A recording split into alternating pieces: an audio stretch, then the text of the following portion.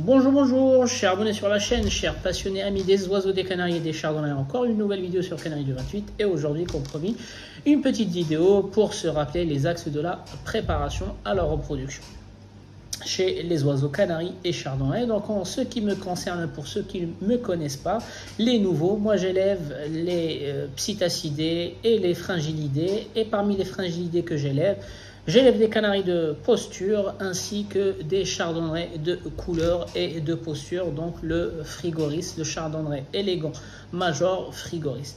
Et donc sur cette chaîne-là, je partage avec vous une routine, je partage avec vous des techniques de pilotage, des techniques parmi d'autres. Chaque éleveur, il a ses propres techniques, chaque éleveur, il a ses propres souches, chaque éleveur, il a ses propres moyens, ses propres installations. On change d'éleveur, on change d'élevage, on change de technique. Toutes les techniques, elles sont bonnes à condition de respecter le bien-être animal, les amis. D'où l'intérêt de temps en temps de faire des petites piqûres de rappel sur le bien-être animal sur cette chaîne-là, les amis, parce que tout part de là. On ne peut pas faire de la reproduction pour faire de la reproduction, pour se montrer ou pour impressionner les gens. On fait de la reproduction parce qu'on sent que nos oiseaux sont en bonne condition pour se reproduire. Le mot reproduction, que ce soit pour les humains ou pour les animaux, c'est une option de luxe. Vous achetez une vous achetez une voiture bas de gamme, l'intérêt de faire des trajets, c'est tout. On cherche le rapport qualité-prix pour que les déplacements reviennent au moins cher. Quand on prend une voiture de luxe, c'est qu'il y a des intérêts derrière. La reproduction chez les animaux, c'est une option de luxe, les amis. On ne peut pas faire reproduire des animaux qui ne sont pas en bonne santé, qui ne sont pas adaptés dans leur milieu, qui connaissent pas l'environnement, etc., etc. Même des oiseaux qu'on vient juste de soigner, on ne peut pas les reproduire au risque d'avoir des maladies ou même au risque de perdre en fait ces sujets qui viennent juste d'être traités. Donc c'est pour ça la reproduction elle a ses conditions. Pour réussir une bonne saison de reproduction, il faut suivre en fait des choses, il faut suivre une checklist qu'on a partagée et qu'on continue toujours à alimenter d'année en année. Plus on reste en fait dans ce domaine de l'élevage et de la reproduction, et plus on apprend des choses, les amis, c'est ce qu'on appelle l'expérience, c'est ce qu'on appelle le terrain, la proximité à la proximité de nos oiseaux. De toute façon, on ne peut pas apprendre des choses si on est loin ou si on demande à des gens de s'occuper de nos oiseaux, etc., etc. Il faut qu'on mette la main à la poche, les amis. Donc, concernant la reproduction, chacun il a ses méthodes. Donc, il ne faut surtout pas, encore une fois, de démarrer la préparation avec des méthodes d'une personne lambda et puis en plein milieu, switcher sur une autre méthode ou une autre façon, une autre technique de préparation. C'est ce qui est dangereux et même fatal à vos oiseaux. Et vous allez juste perdre votre temps et perdre aussi votre argent, les amis, si vous pratiquez de cette sorte-là. Vous avez démarré des techniques de préparation d'un éleveur lambda, il faut les suivre jusqu'à la fin. Au moins, si pendant cette saison, vous n'avez rien fait, vous pouvez vous remettre en question ou remettre les techniques de l'éleveur en question. Mais si vous commencez à mélanger les techniques à la fin de votre saison, si vous avez fait quelque chose ou vous n'avez rien fait, vous ne saurez pas faire un bilan fiable qui pourra vous servir en fait pour corriger la saison prochaine, etc., etc. Donc du coup, cette chaîne-là vous permet de gagner des fois des erreurs parce que je partage avec vous des erreurs que j'ai faites, je partage avec vous des erreurs que des amis ont fait, les amis. Donc dans un seul objectif de vous faire gagner des saisons ou des années d'expérience, les amis. Donc je fais juste un petit rappel. La dernière fois j'ai dû vous partager en fait une livraison d'un couple de chardonnays du Portugal, du grand éleveur Marco Maciel. Et puis il y a une personne qui m'a dit c'est que de la publicité que tu fais sur cette chaîne là, machin, etc. Et je me rappelle, cette personne là m'avait fait la même remarque quand j'avais présenté dans une vidéo tout un tas de livres. Parmi les livres là, en fait, le livre de Kamel Latrèche, elle m'avait sorti le même commentaire. Donc je vous dis juste, ne tombez pas dans ce piège là en fait de cette propagande. Il y a des gens en fait qui sont jaloux, qui propagent de la haine Donc restons rassemblés, regroupés, unis pour défendre cette passion, pour partager ce qu'on sait faire. Et puis ne tombez pas dans ce piège-là et n'alimentez pas ces débats. Donc moi, ce genre de commentaires, il n'a pas de place dans cette communauté. Donc j'essaie de les supprimer pour pas influencer d'autres. Et puis moi, j'ai vu que cette personne a laissé un commentaire pour dire c'est que de la publicité que tu fais tout le temps à tes amis, etc. etc. Pour être honnête avec vous, je ne fais aucune publicité. Je partage avec vous des choses que je vis. Donc la dernière fois, j'étais en train de déballer, j'avais même pas vu les oiseaux. On a découvert les oiseaux en même temps, les amis. Et donc du coup, je vous ai même partagé mes émotions à ce moment-là. Donc dans un seul but ou objectif, en fait, c'est de tout partager, être honnête avec vous et tout partager. Je ne vais pas partager que des réussites ou que des échecs. Je partage l'ensemble en fait de ma routine sur cette chaîne-là, les amis. Encore une fois, il y a toujours des gens qui ne cherchent à faire que du mal. Ne tombez pas dans ce piège-là. Donc cette personne-là m'avait jugé en fait le contexte de cette vidéo. Si ça peut, c'est même pas une personne régulière, parce que si c'était une personne régulière, elle saurait que je partage tout avec vous, les amis. Et donc du coup, une autre personne a dû enchérir, etc. Donc j'ai supprimé, j'ai bloqué ces deux personnes-là et dorénavant, je ne vais fonctionner. Je lui ai donné une chance pendant le livre avec, quand je partageais les livres avec Kamel Latrèche. Et puis là, elle revient avec sur le truc de Marco. Marco, c'est un grand éleveur, il est connu. Donc si j'ai fait cette vidéo-là, c'est plutôt pour ceux qui regardent la vidéo. C'est pour leur présenter Marco, la qualité des oiseaux qu'il fait. Et je vous mets encore une fois, pour enchérir, je vous mets en fait le lien vers le compte en fait de Marco pour aller lui donner du courage, pour aller lui donner de la force et surtout pour vous rendre compte par vous-même la qualité des oiseaux qu'il travaille, les amis. Et c'est pareil, Kamel, c'est quelqu'un qui a partagé beaucoup, qui a beaucoup donné dans le monde de l'élevage ici en France. De toute façon, c'est pas que les chardonnerets, c'est dans les frangilidés. Même, il connaît, c'est un expert dans la législation, dans la réglementation. Il fait partie aussi du jury de la région PACA. Donc, vous, ceux qui passent en fait le certificat de capacité, ils passent devant un juge. Il fait partie en fait du comité pour donner aussi sa validation. Donc, ne mélangez pas tous, les amis. Laissez ces personnes-là, c'est des grandes personnes qui ont beaucoup donné pour l'élevage. Restons les pieds sur terre, partageons, apprenons et puis laissons les autres personnes de côté. Faut pas se mêler des autres. Et donc du coup, je suis pas là pour faire la publicité. Kamel, il n'a pas besoin de moi pour être connu. Il vend ses livres et ils sont tout le temps en rupture de stock, sachant que son livre ne contient qu'une seule version française. Marco Maciel, il est connu à l'échelle mondiale. Aujourd'hui, c'est celui qui a les plus beaux Aurora, Féo en fait, actuellement en Europe. Et donc, il exporte des oiseaux partout dans le monde. Il est connu à Modena. Il n'a pas besoin, ils n'ont pas besoin, ces gens-là n'ont pas besoin de moi, les amis. Moi, je suis personne. Je suis juste un éleveur qui partage sa passion avec vous, c'est tout. Donc, pourquoi vous mélangez, vous accusez les gens, etc. Ne tombez pas dans ce piège. Si vous voyez un commentaire décalé, laissez-moi le temps, je vais le nettoyer et je vais bloquer cette personne. Ben, par contre, n'enchérissez pas en fait dessus parce qu'après, on va vraiment dévier. Au lieu de parler de la routine des chardonnerets, on va commencer à faire de la propagande en fait sur des gens que vous connaissez même pas. D'accord? Donc, s'il vous plaît, restons concentrés sur cette passion-là, restons concentrés sur l'élevage des canaris et des chardonnerets. Et puis, ceux qui ont des questions concernant en fait, des grands éleveurs ou concernant des livres ou quoi que ce soit, vous pouvez toujours me contacter, me poser des questions. Mais n'accusez pas les gens parce qu'on n'est pas là pour faire la guerre, on est là pour partager un moment convivial, amicalement, et puis que chacun puisse apprendre un petit peu. Donc, je reviens rapidement sans trop faire perdre du temps, les amis. C'est ce qui nous fait souvent défaut sur cette chaîne-là, les vidéos sont trop longues.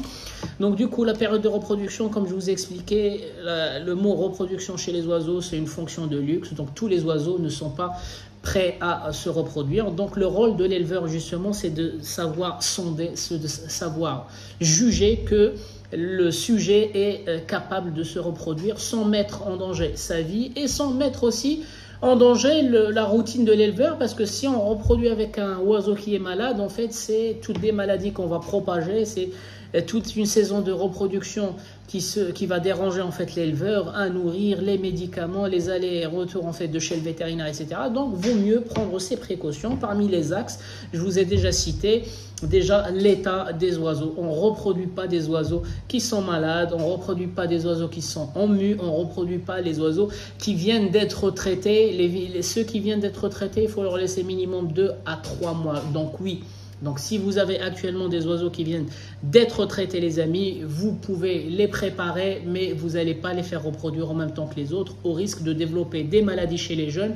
Et c'est vous qui serez en fait dérangés par la suite pendant la saison de reproduction. Ils peuvent contaminer les autres couples qui n'ont rien. Donc, vaut mieux filtrer et sélectionner. Dans votre groupe de sélection, en général, en fait, les éleveurs, ils vont faire un gros tri au mois de décembre, un petit tri au mois de février et le dernier tri au mois de mars-avril après la formation en fait, des couples. Donc à chaque fois qu'ils font un tri, ils prennent les meilleurs. Donc vous imaginez des oiseaux que vous avez gardés en formation des couples, c'est des oiseaux qui ont passé 3 tris, 3 filtres les amis, c'est-à-dire ils ne peuvent être que les meilleurs de votre élevage. Et même si vous reproduisez comme moi avec 4 couples, mais au moins vous avez récupéré les meilleurs de vos 8 sujets les amis. Donc, en ce qui me concerne, moi, mes oiseaux, ils sont élevés dans une salle qu'ils connaissent, en fait. Ils ne sont pas parasités parce que la salle, elle est isolée thermiquement, phonétiquement. Ils ont une bonne aération. J'insiste sur le critère de l'aération. C'est un critère vraiment stratégique. Il a son importance. Ils ont de l'éclairage artificiel. Donc aujourd'hui, jusqu'à ce jour-là, je suis toujours avec la nature, donc je suis la durée d'éclairage naturel. Et puis à partir de maintenant, je commence en fait à rajouter des minutes chaque semaine. Donc je ne rajoute pas des minutes à la fin de la journée, en fait, le soir seulement. Je divise par exemple chaque semaine, je vais rajouter entre 15 minutes à 30 minutes, ça dépend. Chaque semaine. Et comment je vais répartir en fait ces minutes-là? Je vais les répartir le matin et le soir. Comme ça, les oiseaux, en fait, je risque pas de déboussoler l'horloge biologique. Même si vous rajoutez 1 heure d'un seul coup, en fait, on est dans le bon sens. Les oiseaux, ils vont sentir le changement de durée d'éclairage.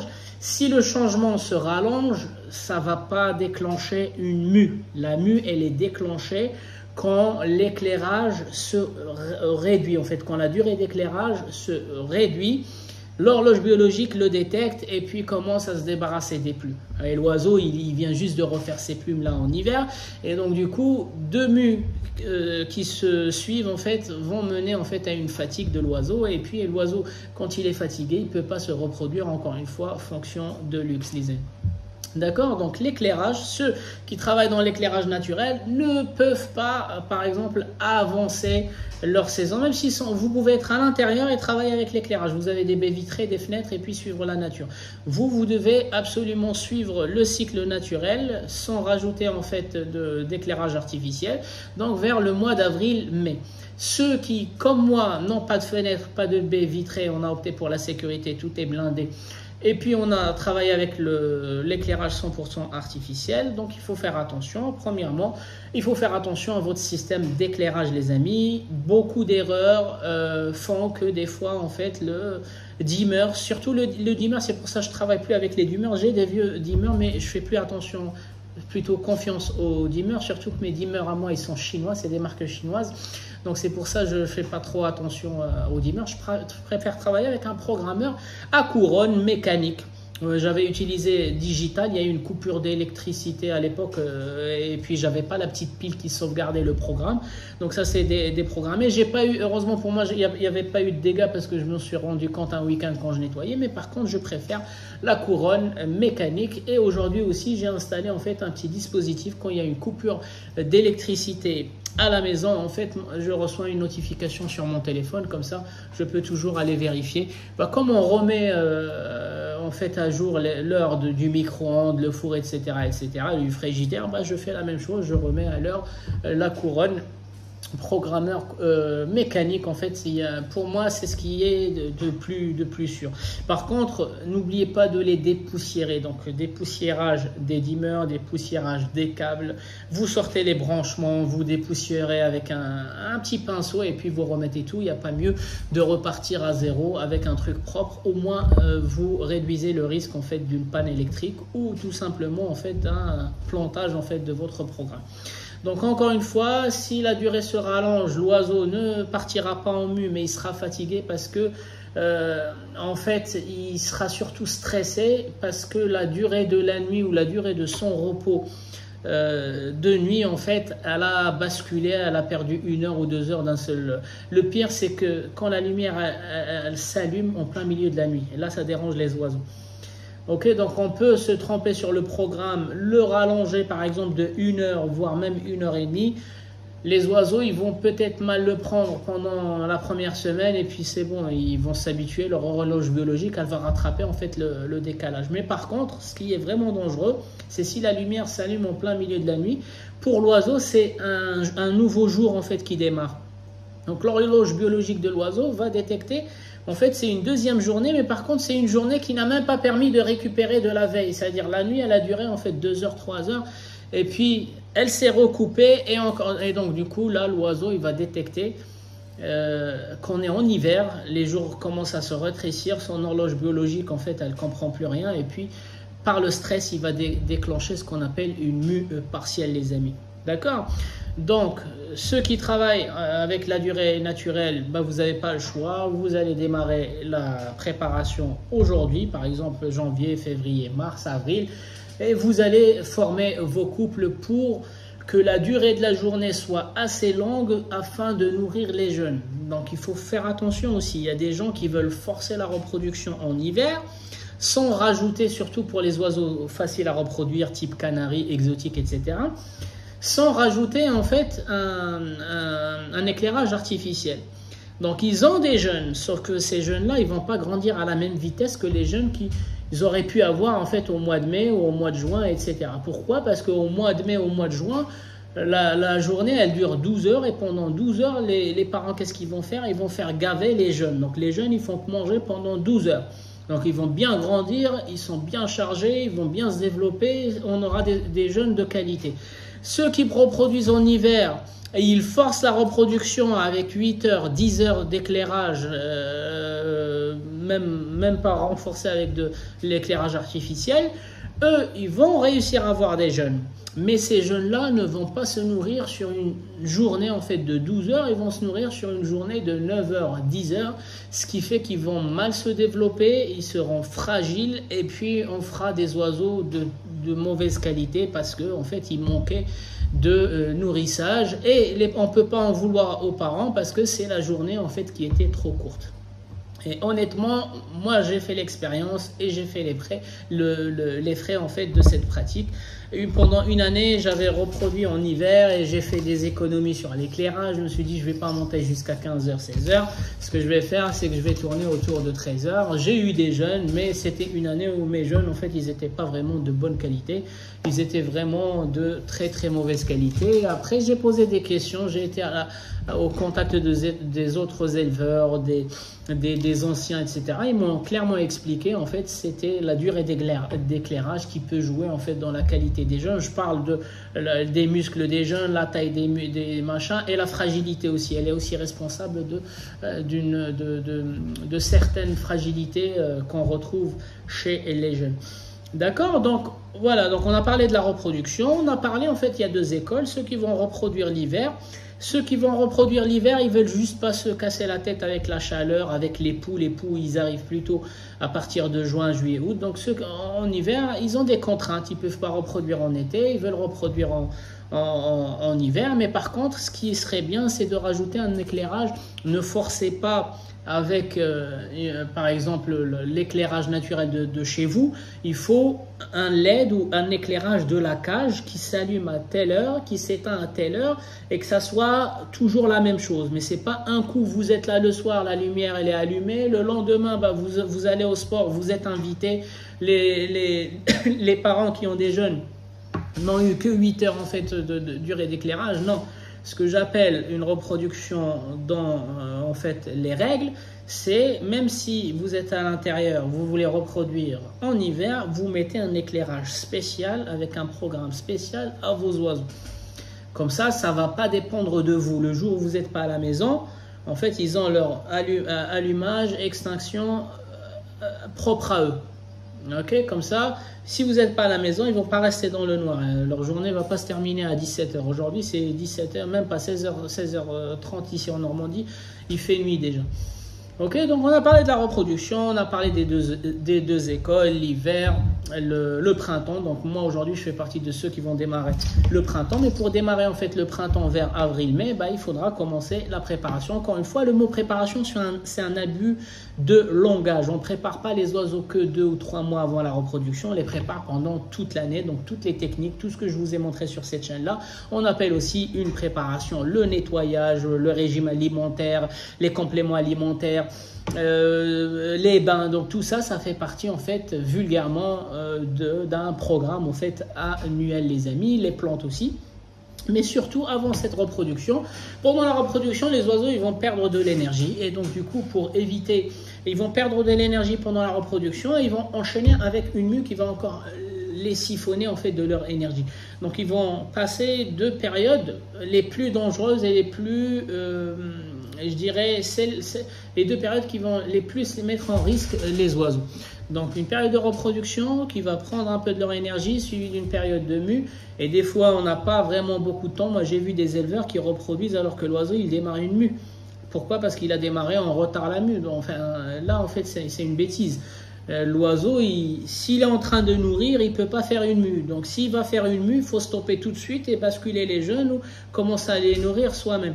Parce qu'un oiseau qui est en train de nourrir, en fait, il n'arrête pas de faire des allers-retours entre les mangeoires, et recracher, nettoyer le nid, etc. etc. Et c'est souvent les mères qui vont nourrir au début et c'est les pères qui vont sevrer. Les pères, c'est eux qui vont mener en fait les jeunes au sevrage. Donc c'est les deux. Je parle pour ceux qui laissent le couple, le papa et la maman avec les jeunes. Sinon, une femelle, elle peut sevrer les jeunes directement, mais elle risque de les piquer. Donc, le problème des femelles, quand on laisse la femelle jusqu'au sevrage avec les jeunes, c'est qu'elle risque en fait de les piquer et les déplumer parce qu'encore une fois, son instinct de se reproduire, de faire en fait un tour suivant est toujours plus fort en fait que les plumes des jeunes. D'accord? Donc, avant la reproduction, comme les oiseaux ils vont enchaîner 2 phases qui va leur consommer de l'énergie, il faut en fait un peu les engraisser, un peu. C'est ce qu'on appelle proprement dit la préparation. Ça veut dire il faut vraiment leur donner beaucoup de bagages pour qu'ils puissent capables d'enchaîner une période de reproduction, une petite pause de récupération avant de démarrer la mue. Mais par contre, il faut bien prendre en compte que des oiseaux que vous allez faire reproduire doivent faire une pause avant la mue. Donc ceux qui vont démarrer la reproduction tardivement, faites attention comment vous allez réduire la durée d'éclairage, soit naturellement chez vous que vous ne maîtrisez pas, soit artificiellement chez vous que vous avez la main.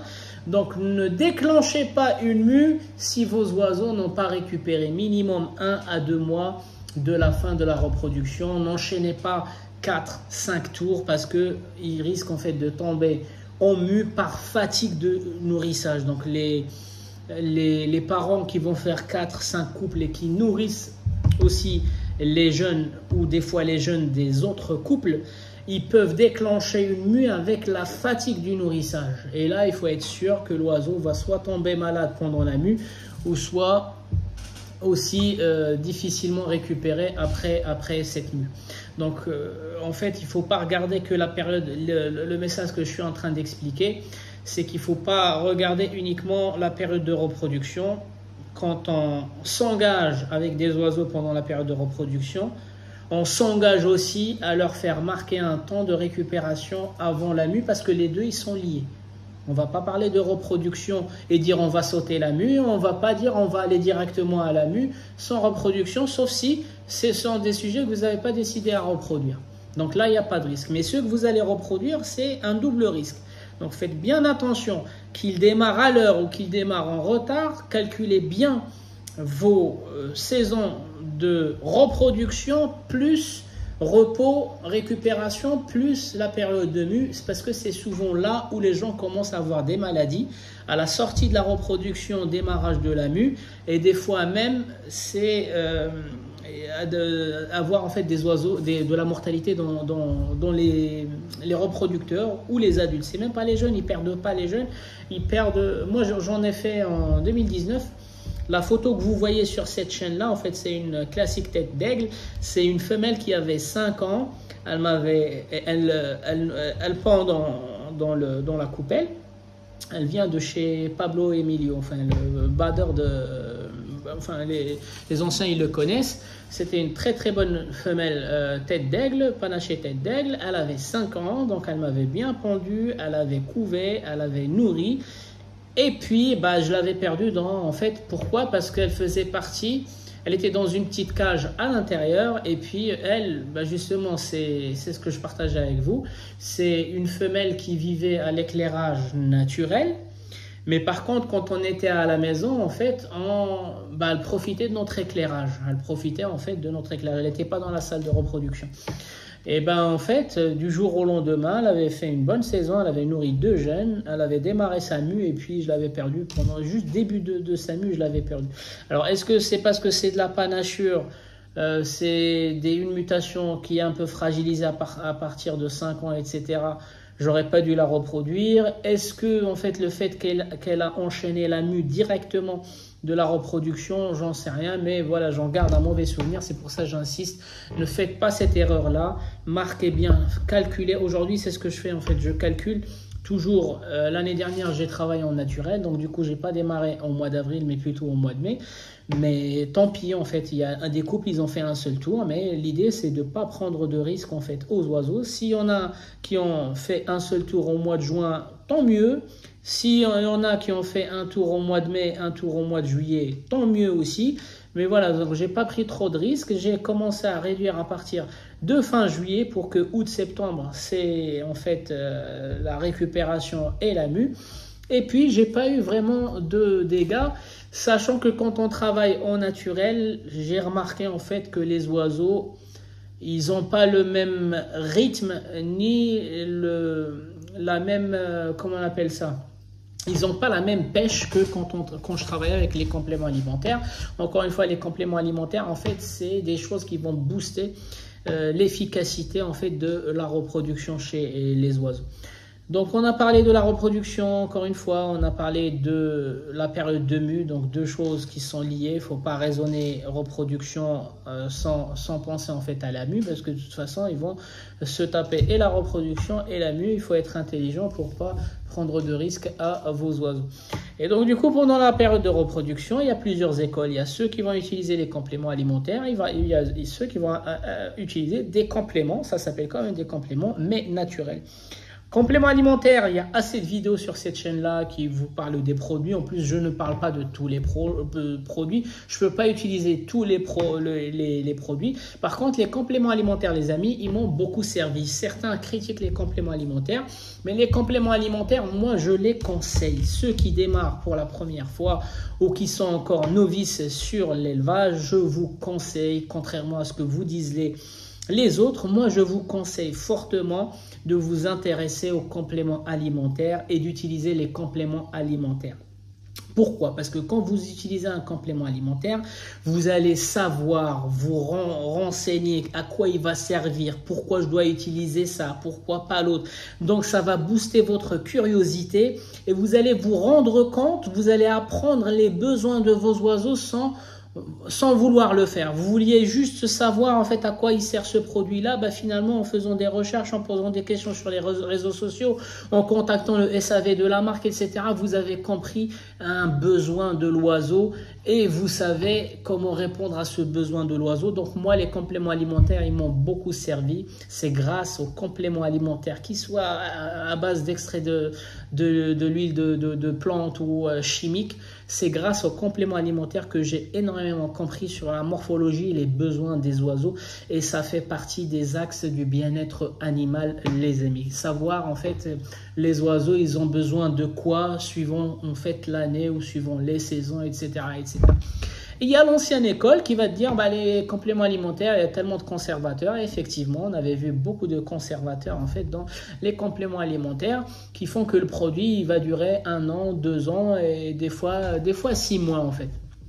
Ah ben, en fait, il y a l'autre école qui va travailler avec les compléments naturels. En fait, c'est des gens qui ont récupéré des formules des anciens, ou soit c'est des gens qui ont vraiment 40 ans. Ils ont commencé un peu comme moi avec les produits chimiques. Et puis une fois que les produits chimiques, à partir des produits chimiques, ils ont compris les besoins des oiseaux, ils ont fait le lien pour dire bon bah avec quoi, quel produit naturel je peux remplacer le produit chimique. Et c'est comme ça que l'année dernière, j'ai eu l'idée en fait de switcher vers le naturel. Mais encore une fois, le naturel aujourd'hui, l'année dernière, en fait, le retour d'expérience que j'ai, c'est que les oiseaux n'avaient pas vraiment la patate qu'ils ont d'habitude. Certains, ils ont fait qu'un seul tour. Et surtout, en fait, j'ai pas démarré en avril, mais plutôt en mai. Et moi, ça me pose un problème parce que j'aime bien partir début septembre en vacances, c'est-à-dire vers la fin de la mue. Et comme ça, mes parents, ils ont moins, en fait, de choses à surveiller ou à faire, en fait, dans l'élevage. Donc l'année dernière, c'était une année un peu particulière. Donc c'est pour ça cette année, je vais refaire la même chose, mais je ne vais pas compter uniquement sur le naturel, mais je vais utiliser 2 produits que je vous ai montré la dernière fois. Donc en ce qui me concerne, la préparation que je vous ai dit, c'est toute l'année, pas que les 3 mois, mais par contre sur les 3 mois avant la reproduction, on va checker un peu, dépoussiérer les machines si vous utilisez des machines, nettoyer bien à l'eau de javel, à la vapeur, au-delà de 60-70 degrés, parce que la coccidiose, l'eau de javel n'impacte pas la coccidiose. Le Virkon ne touche pas à la coccidiose, encore une fois. L'eau de javel, les produits savonneux, ils font que enlever le gras, les bactéries, et puis dégraisser un petit peu le matériel. Le Virkon, il désinfecte. Le Virkon, on n'utilise pas le Virkon pour nettoyer des grilles. On nettoie les grilles avec l'eau de javel, on les sèche et on utilise le Virkon pour un peu désinfecter. Donc on ne peut pas désinfecter une surface qui est sale. Il faut d'abord nettoyer la surface et en plus appliquer, désinfecter avec le Virkon. Autre chose, la coccidiose, comme je vous ai montré, une technique qui a été critiquée, c'est la vapeur. Donc à l'époque, quand j'avais des batteries d'Omus, en fait, je le faisais avec un chalumeau ou un truc décapant. Aujourd'hui, en fait, j'ai des cages de GR depuis 2020. Donc je ne peux pas en fait utiliser des méthodes archaïques, des anciennes méthodes. Donc du coup, ce que je fais, c'est que j'utilise en fait, j'ai adapté ma technique avec mon matériel, en fonction de mon matériel. Donc le Karcher vapeur à 60-70 degrés, les amis, pour tuer en fait tous les oquistes et tous les microbes qui ne sont pas impactés avec la javel, les amis. Donc une fois qu'on a nettoyé la salle, l'aération, il faut changer les filtres. Pour ceux qui ont des filtres EPA comme moi, il faut changer le filtre EPA. Pour ceux qui ont que des VMC, il faut nettoyer tout le circuit de VMC. La poussière, la mue de l'année dernière, etc. Et vous allez voir qu'elle est vraiment crade. Moi, je l'avais fait à la sortie de la mue.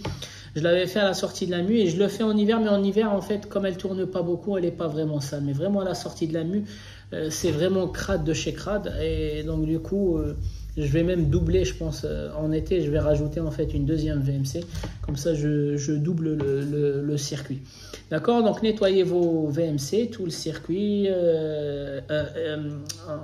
Mettez de la graisse aussi sur les hélices pour pas que ça fasse du bruit. Parce que le bruit, ça gêne les oiseaux. Le bruit de la VMC, quand la VMC elle est grippée, même si c'est un bruit de pas beaucoup de décibels, à la force, en fait, ça dérange les oiseaux qui l'entendent en fait à longueur de journée. Donc essayez de mettre une goutte de l'huile ou un peu de graisse, histoire en fait de supprimer le bruit. Donc en ce qui me concerne, je démarre toujours cette première phase avec une purification. La purification de quoi? De l'organe, en fait, des organes de l'oiseau. Donc pour le foie, je donne aujourd'hui le chardon-marie. Donc pour les reins, je peux donner quelques plantes d'ortie que je laisse infuser dans l'eau. Donc je vous ai partagé la recette. Donc l'ortie, je la fais infuser avec un peu d'ail et puis je la sers, je laisse refroidir et je la sers en fait aux oiseaux. Purification des intestins, je vous ai montré le vinaigre de cidre. Je laisse mariner le vinaigre de cidre avec du curcuma, avec des feuilles de laurier et l'ail encore une fois. Donc là, il est important parce que il peut à chaque fois en fait renforcer le système immunitaire et surtout aussi donner chaud aux oiseaux. Vous pouvez aussi utiliser le citron. Donc moi, le citron, je le donne comme ça naturellement, mais il y en a qui vont utiliser le jus de citron. Le jus de citron qui va aussi purifier, c'est un antiseptique, un antioxydant, et puis il va purifier aussi les intestins de l'oiseau. Et en fait, il faut partir du principe qu'il ne faut pas trop les nourrir au mois de janvier parce que justement, on est en train de faire un auto-nettoyage. C'est comme une vidange. Les gens, ils parlent en fait d'une vidange tous les ans pour leur voiture. Là, il faut faire une fête. Il faut blanchir. Je ne dis pas qu'il faut les mettre à jeun, les oiseaux. Non. En fait, on garde les mêmes quantités, les mêmes doses de graines que vous leur donnez, mais par contre, vous remplacez les 100% des graines noires que par 50%. Donc, vous laissez 50% de graines noires et vous rajoutez 50% de graines blanches. Moi, ce que je fais, c'est que je rajoute de la périlla blanche. Donc, c'est pour ça, la dernière fois, j'avais racheté un peu de périlla blanche. Il m'en restait un petit peu, mais c'était pour blanchir juste pendant le mois de janvier. Blanchir le mélange que je donne en fait toute l'année, rajouter un peu plus de périlla, histoire en fait qu'ils aient un peu moins de gras. Pourquoi cette partie-là? Parce que les oiseaux, le mois suivant, ils vont prendre beaucoup de plantes, ils vont prendre beaucoup de pâté, ils vont prendre beaucoup de morbier, même si c'est la pâté naturelle, les amis, c'est riche. Et ils vont prendre en fait, pour ceux qui vont utiliser les compléments alimentaires, ils vont prendre beaucoup de compléments alimentaires. Et donc du coup, en fait, le corps, il est dans une course où plus on lui donne et plus il va stocker. Plus on lui donne et plus il va ce qu'on peut stocker. On ne peut pas stocker tout. Encore une fois, le calcium ne se stocke pas. Donc du coup, il va partir dans les fientes. Il ne faut pas trop donner de calcium parce que le calcium se fixe doucement à l'aide de la vitamine D3 et pendant toute l'année sur le squelette, comme je vous l'ai déjà expliqué. Et donc, le corps de l'oiseau, en fait, il va rentrer dans une espèce de marathon. Plus on lui donne et plus il va stocker. Plus on lui donne, plus il va stocker jusqu'à ce que le foie explose ou jusqu'à ce que le foie, en fait, se dérègle. Et le rôle du foie, il est et pour la respiration et pour la purification du sang et pour la digestion. Donc, le foie, il est à proximité des sacs aériens. Le foie, quand il gonfle, il vient appuyer sur les sacs postérieurs et les oiseaux respirent mal, donc la respiration. Le foie, c'est celui qui va filtrer le sang, donc il va enlever les toxines. Quand le foie il est malade, il ne filtre plus rien. Il y a beaucoup de toxines dans le sang. Ils vont en fait rendre l'oiseau malade et ils vont lui faire développer la toxoplasmose, ce oiseau-là. Après, il va tourner sur le dos, après, il va faire des crises. On va penser que c'est l'épilepsie. Non, vous regardez le foie, il est vraiment défaillant. Ça veut dire le sang est trop chargé en toxines et en saleté, en bactéries, en parasites, etc., etc. Le foie aussi, il va servir à la digestion parce que c'est le foie qui produit la bile. Et cette bile-là, c'est une espèce d'acide qui va aider la synthétisation, en fait, la synthèse des aliments dans le duodénum ou dans l'intestin grêle. Donc, si le foie est malade, il ne va pas produire une bonne bile, il va produire une bile infectée. C'est ce qui va donner, c'est ce qui va se voir sous forme de points noirs dans votre oiseau. Et cette bile infectée, en fait, elle va rendre malade encore les bactéries, les bonnes bactéries du système digestif quand elle sera déversée dans les intestins. Au lieu d'aider les bonnes bactéries, en fait, à éliminer les mauvaises bactéries et à faire une bonne synthèse, elle va faire le rôle inverse, c'est-à-dire elle va abîmer les bonnes bactéries et elle va permettre aux mauvais parasites en fait de se développer. Donc voilà, rien que le foie, rien que le sujet du foie, j'avais fait une vidéo de 1 heure sur le sujet de foie et aujourd'hui on vient de faire un résumé en 5 minutes sur le foie. Donc c'est pour ça il faut faire reposer le foie. Le chardon-marie, c'est une bonne source de choline pour ceux qui n'arrivent pas à donner en fait les graines de chardon-marie. Encore une fois, vous pouvez les écraser ou vous pouvez utiliser l'océcoline, la bétacol, le cédocol. Il y a toutes les marques, elles ont en fait un produit qui va aider le foie et qui va booster le foie en fait à se détoxifier les amis.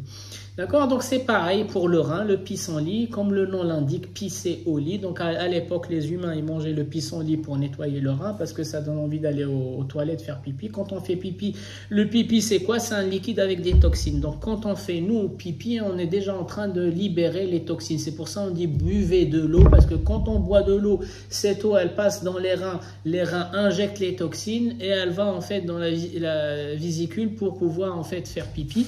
Bah, on est en train de se débarrasser des toxines. Donc les oiseaux c'est pareil, sauf que les oiseaux ne font pas pipi, ils vont faire en fait un caca noir, c'est le caca entouré de pipi blanc qui va se solidifier. Donc c'est pour ça la fiente des oiseaux c'est noir entouré de blanc, caca plus pipi les amis. Mais quand les oiseaux ils font des fientes, ils se débarrassent des toxines naturellement, c'est le fonctionnement du corps les amis. Donc du pissenlit déjà c'est une source de sélénium et c'est une source de calcium et en plus de ça en fait ça va soulager les reins les amis. Donc voilà, donc tous ces axes là peuvent aussi l'oignon, moi je donnais l'oignon mais après ça laisse une odeur désagréable, les fibres. Donc quand on travaille avec les intestins il faut toujours finir avec des fibres, les fibres sous forme de fruits, sous forme moi par exemple l'oignon et le citron en fait c'est une source de vitamine C en l'occurrence, une source d'alcalin mais aussi une source de fibres. La chicorée aussi c'est une source de fibres. Tous les fruits, les légumes en général contiennent des fibres les amis, mais pas trop en hiver, pas trop de fruits et légumes parce que ça peut vite se transformer en fait en diarrhée permanente dans la salle les amis.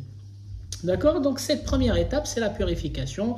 Réduisez un peu les pâtés, réduisez de telle façon à ce que dès le mois de février, quand vous allez commencer en fait à utiliser soit vos produits naturels soit vos produits chimiques, le corps de l'oiseau va les sentir. Pourquoi? Parce qu'on en donnait rarement. En fait on en donnait peut-être 2 fois par semaine au mois de janvier avec un mélange de graines vraiment bien blanchi. Au mois de février on a noirci un petit peu, on est revenu sur le mélange hivernal et en plus de ça on donne 3 fois la pâtée dans la semaine. Donc ça le corps même les oiseaux en fait psychologiquement ils vont le voir, ils seront contents et c'est un déclic vers vraiment la formation des couples un peu plus tard les amis. Les bains, n'oubliez pas les bains.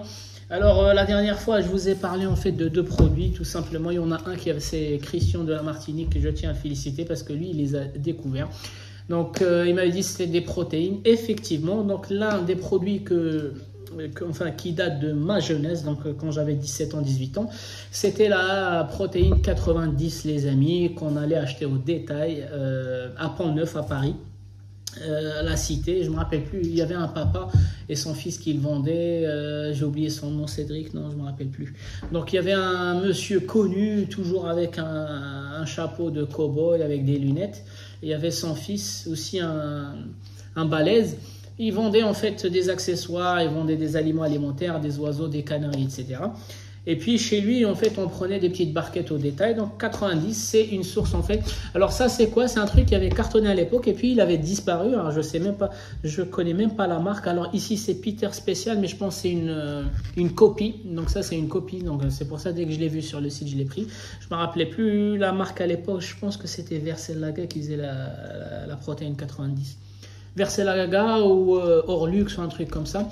Donc ça a été interdit, je sais pas pourquoi. Et puis là, quand j'ai vu en fait le nom protéine 90, je l'ai acheté pour vraiment vérifier si ça contient énormément de protéines. Donc c'est de la protéine animale. Et pourquoi on travaille avec la protéine animale? À l'époque, on travaillait avec la protéine animale parce qu'en fait, surtout les femelles en fait, le nombre d'œufs qu'elles vont pondre va dépendre de leur morphologie. Si c'est une grosse femelle, si c'est une petite femelle.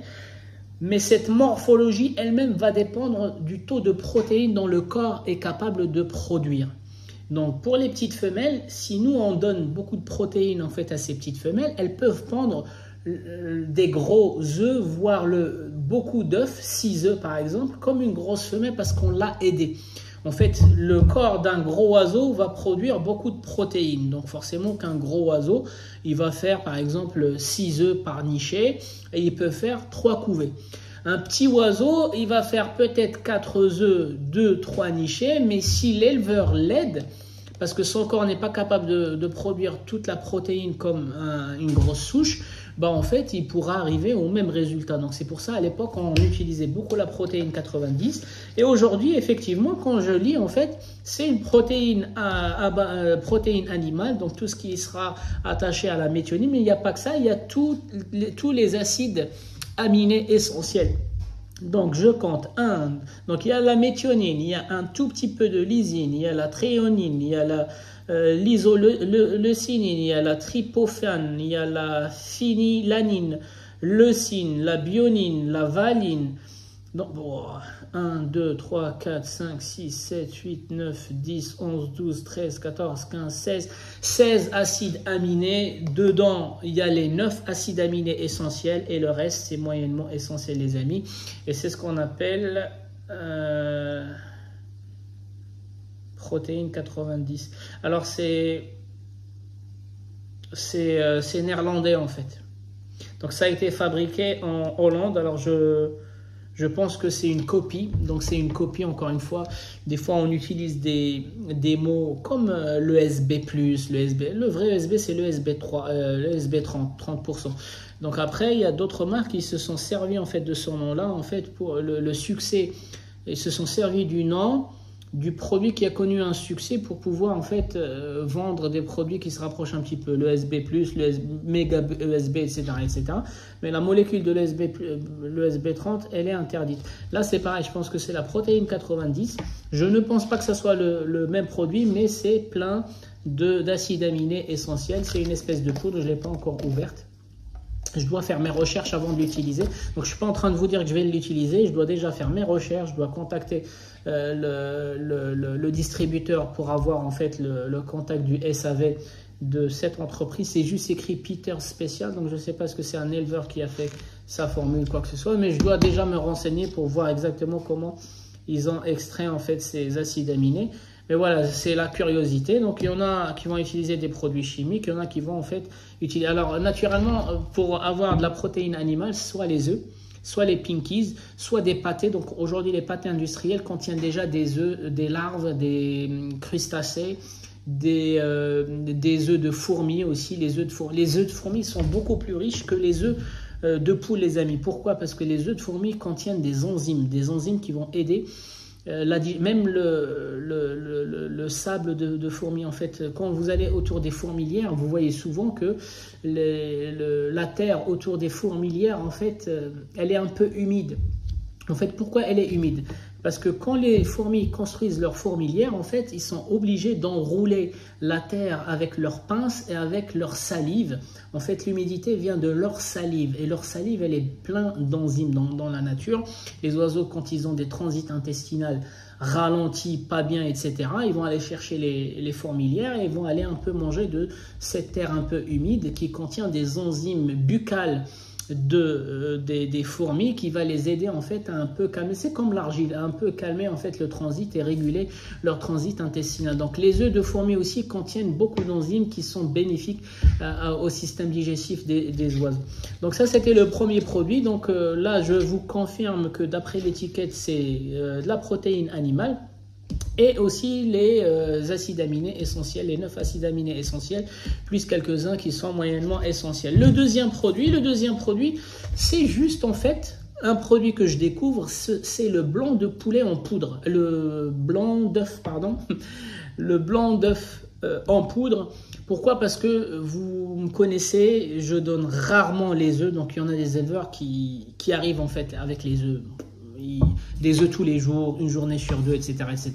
Moi, d'après mon expérience, mes oiseaux, en fait, si je donne trop d'œufs dans la semaine, ils tombent malades. Donc, du coup, je préfère pas donner les œufs tout le temps, une fois par semaine. Même pendant la reproduction, la saison de reproduction, les œufs une fois par semaine. Par contre, je peux donner des pâtés à base de crustacés, à base de larves. Les pinkies, je peux les donner une fois par semaine, etc. Mais par contre, je ne peux pas, je suis pas trop œuf.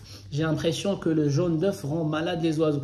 Donc, au point de des fois, quand je fais les œufs, j'enlève les jaunes d'œuf, je laisse un seul jaune d'œuf et puis 4 blancs d'œuf et je mixe. Mais c'est du travail parce qu'à chaque fois, je dois intervenir.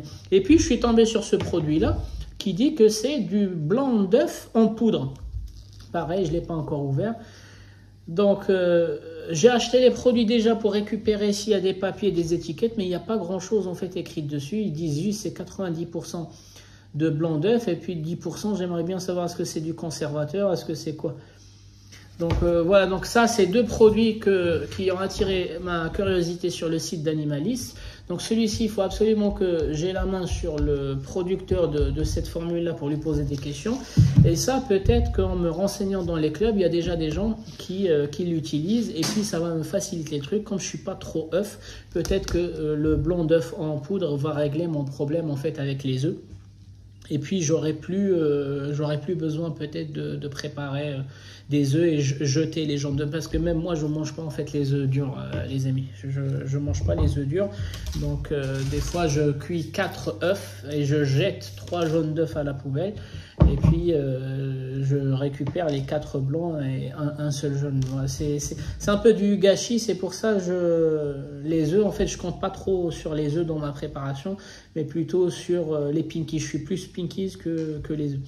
D'accord, donc voici les deux produits. Donc Christian de Martini qui est tombé pile poil, il m'avait dit que c'était de la protéine et des acides aminés. Il a raison, mais bon, après, je vous explique aussi pourquoi je les ai achetés. Et de toute façon, je vais me renseigner, je ne vais pas les utiliser. Donc aujourd'hui, je n'utilise rien du tout. Encore une fois, j'ai blanchi mon mélange. J'utilise, revenez voir les recettes, les orties, hein, l'infusion d'orties. L'ail, le curcuma mariné dans le vinaigre de cidre, en fait, c'est ça le programme de janvier pour moi. Donc, je dois purifier un peu les oiseaux, sachant que j'ai fait rentrer 2 oiseaux récemment. Donc, je vais revenir sur l'agate qui avait la mégabactérie. Donc, ceux qui m'ont dit ça va jamais partir, machin, aucun médicament, le vinaigre de cidre, le curcuma, pendant 1 mois, pendant 2 mois, rien du tout. Il a rien du tout, donc on va revenir sur son truc. Donc aujourd'hui c'est parti, c'est pas revenu et je vais même reproduire avec, parce que finalement on va voir est-ce qu'il risque de faire des jeunes avec des maladies, des points noirs ou pas. On va voir. Donc il a été soigné début novembre, fin novembre il avait déjà plus rien, mais quand en fin décembre, vraiment pour dire qu'il avait rien du tout. Donc janvier, février, mars, donc il a 3 mois de préparation, il est en bonne santé. Donc on va quand même faire un essai avec ce mâle-là pour voir est-ce qu'on aura des problèmes dans les jeunes qu'il va donner ou pas.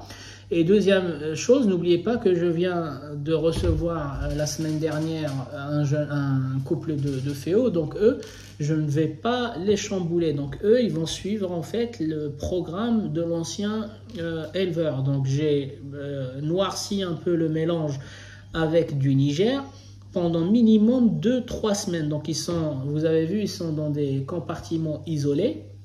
Voilà, donc j'ai confiance en Marco. Je sais que c'est pas des oiseaux malades ni rien du tout. De toute façon, ça se voit dans leur machin. Donc, ils ne rentrent pas en contact avec mes oiseaux pendant minimum 1 mois. Normalement, on fait une quarantaine à 30 mètres de la salle d'élevage. Donc ça, la vraie quarantaine, c'est 30 mètres de la salle d'élevage. Mais par contre, on n'est pas des professionnels et j'ai pas en fait une deuxième salle d'élevage à 30 mètres de... Donc moi, d'habitude, la quarantaine, je la fais dans la salle à côté, mais aujourd'hui, je vais pas ouvrir une salle. Je l'ouvre en fait en général quand je démarre les canaris. C'est-à-dire quand les chardons ils ont démarré, je démarre les canaris, j'ouvre la deuxième salle de reproduction. Là aujourd'hui, je vais pas l'ouvrir juste pour 2 oiseaux en fait. Donc du coup, je les ai isolés dans ma salle et en plus je sais d'où ils viennent. J'ai confiance en fait en l'élevage de Marco et Paolo. Et donc du coup, eux, je ne vais pas les blanchir, je ne vais pas, eux, c'est l'eau acidifiée 3 fois par semaine, l'eau du robinet en fait, ou minéral le reste de la semaine. Et puis c'est leur même mélange. Une fois qu'ils se sont habitués à ma salle, habitués à moi, habitués un peu, donc ça va prendre 2-3 semaines, je pourrais commencer à blanchir légèrement le mélange petit à petit pour en fait converger vers le même programme. Donc peut-être que c'est en février qu'ils vont avoir le même programme que les autres. D'accord? Donc je sépare bien mes 2 techniques. Avec mes oiseaux, je fais comme d'habitude, comme l'année dernière, et avec les 2 qui viennent d'arriver, je ne peux pas aller trop vite. Faut pas aller trop vite. Je continue en fait à leur donner mon mélange avec beaucoup de Niger. Et puis quand je sens, ça y est, ils sont à l'aise, ils commencent pas à se taper dans les grilles quand je les nourris. Moi aujourd'hui, en fait, quand je nourris mes oiseaux, ils vont pas avoir peur. Même des fois, ils viennent se mettre en fait à côté de moi parce qu'ils ont confiance. Ils savent que je vais venir pour les nourrir. Donc ces deux-là, ils ne me connaissent pas encore 2-3 semaines et je suis persuadé qu'ils vont avoir le même comportement que mes oiseaux. À ce moment-là, ça veut dire qu'ils sont apaisés, ils ont confiance et puis ils sont habitués au bruit de la salle, en fait l'allumage, l'extinction des lumières, tout. En fait, ils viennent d'arriver et puis il leur faut un peu de temps avant de parler de préparation. Il faut déjà qu'ils s'intègrent dans la salle et accepter l'environnement. Donc les amis, ça c'était une première vidéo pour rappeler quelques erreurs à ne pas faire, pour vous rappeler j'en suis où, et surtout les amis, pour vous rappeler que la fonction reproduction chez les oiseaux est une fonction de luxe. Donc on fait un premier tri en décembre, un deuxième tri en février et un dernier tri à la formation des couples, les amis, pour qu'à chaque fois on choisit les meilleurs des meilleurs. Et quand on aura fait 3 fois le filtre, croyez-moi, on ne pourra pas se tromper sur le résultat de la saison. Les amis, c'était Canaries du 28. Je vous souhaite un bon visionnage et je vous dis à la prochaine vidéo.